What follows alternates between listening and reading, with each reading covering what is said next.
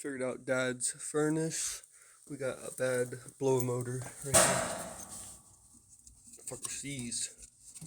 Should spin freely. This is other furnace. Yeah.